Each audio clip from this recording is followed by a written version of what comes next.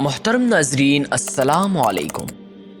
ناظرین، حضرت آدم علیہ السلام کی پیدائش کیسی ہوئی تھی اور کس قسم کی مٹی حضرت آدم علیہ السلام کے قالب میں شامل کی گئی تھی، اور اولاد آدم علیہ السلام میں سرخ، سفید، کالے اور اس کے درمیان والے رنگ کیوں پائے جاتے ہیں، اور اسی طرح انسان کو خوشی کم اور غم زیادہ کیوں محسوس ہوتی ہے، اور زمین میں پانی کے چشمے کیوں جاری ہے اور تا قیامت کیوں جاری رہے گی۔ ناظرین، ان تمام تر سوالات کے جوابات آج کی ویڈیو میں آپ کو دی جائے گی، تو آج کی ویڈیو بہت زیادہ دلچسپ اور معلوماتی ہونے والی ہے، اس لیے ویڈیو کو اینڈ تک ضرور دیکھ لیجیے۔ ناظرین، اس واقعے کو شروع کرنے سے پہلے ہم آپ کے سامنے قرآن کے کچھ آیات رکھتے ہیں، پھر ان آیات سے حضرت آدم علیہ السلام کی پیدائش کے مختلف مراحل کا ذکر آپ کے ساتھ کریں گے۔ تو چلیے قرآن کی طرف چلتے ہیں۔ ناظرین، اللہ تبارک و تعالیٰ نے فرمایا کہ بے شک ہم نے تمہارے اصل آدم کو مٹی سے پیدا فرمایا۔ مزید ارشاد فرماتا ہے کہ یاد کرو اس وقت کو جب آپ کے رب نے فرشتوں سے کہا کہ بے شک میں ایک بشر کیچڑ سے بنانے والا ہوں۔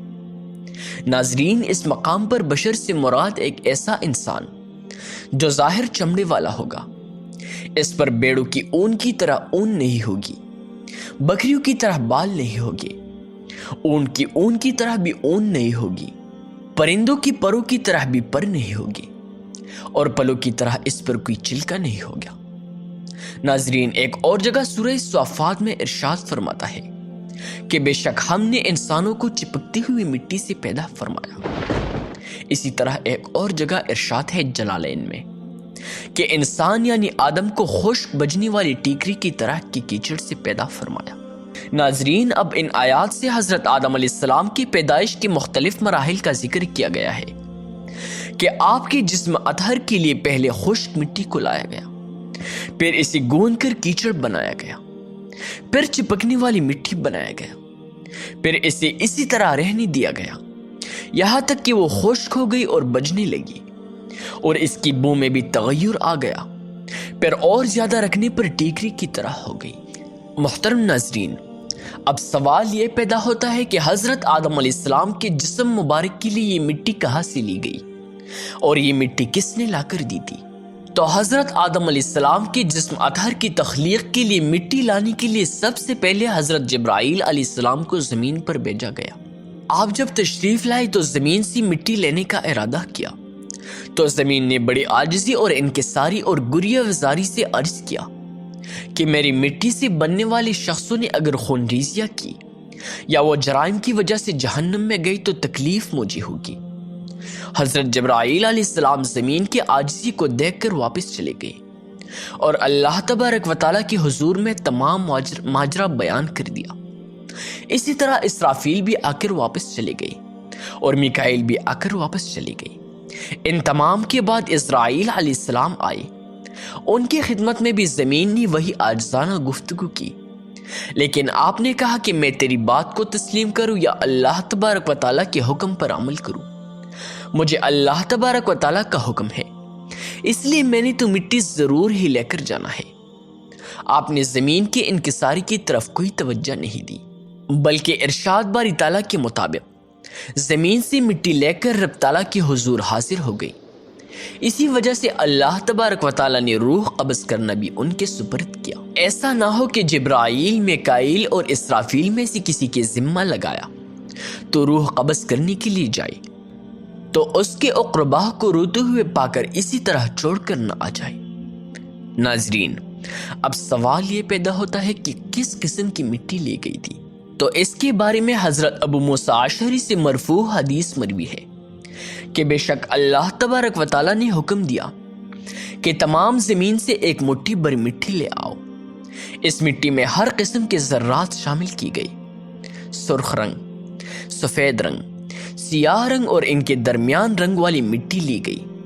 اسی طرح کچھ مٹی نرم زمین سے لی گئی اور کچھ سخت سے، ایسی ہی طیب اور خبیث مٹی کو شامل کیا گیا۔ ناظرین، جتنے قسم کے رنگوں والی مٹی آپ کے جسم میں لگائی گئی، آپ کے اولاد میں اتنے ہی رنگ پائے جاتے ہیں۔ اسی طرح کوئی نرم دل اور کوئی سخت دل ہوتا ہے۔ بعض حضرات نے بیان کیا کہ حضرت آدم علیہ السلام کی مٹی میں 60 قسم کے رنگ شامل کی گئے تھے۔ وہ تمام آپ کے اولاد میں پائے جاتے ہیں۔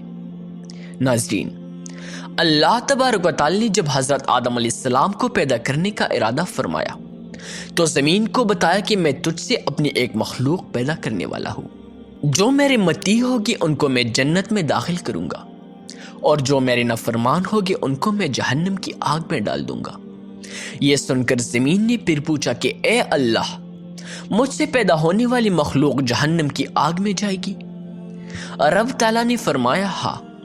تو زمین اتنا روئی کہ اس کے رونے سے چشمے جاری ہو گئے، جو قیامت تک جاری رہے گی۔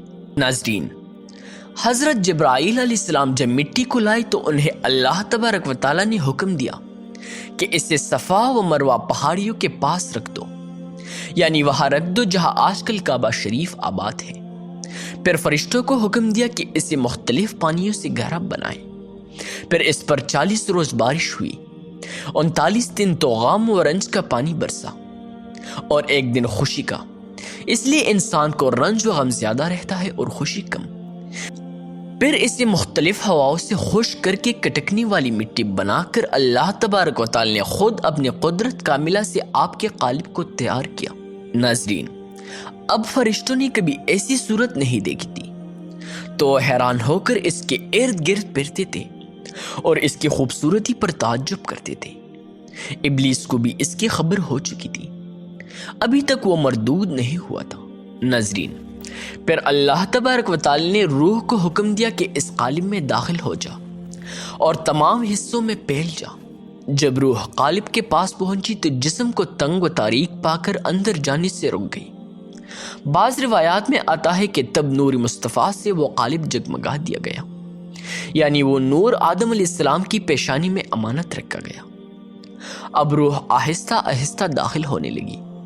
اب اس سر میں تھی کہ آپ کو چینک آئی اور زبان میں پہنچی تو آپ نے الحمدللہ پڑھا، اور اللہ تبارک و تعالی نے اس کے جواب میں یرحمک اللہ کہا، اور اللہ تبارک و تعالی نے فرمایا کہ اے آدم، میں نے تمہیں اپنے حمد کے لیے ہی پیدا کیا ہے۔ جب روح کمر تک پہنچی تو آپ نے اٹھنا چاہا، لیکن آپ گر پڑی کیونکہ روح ابھی نیچے والے حصے میں نہیں پہنچی تھی۔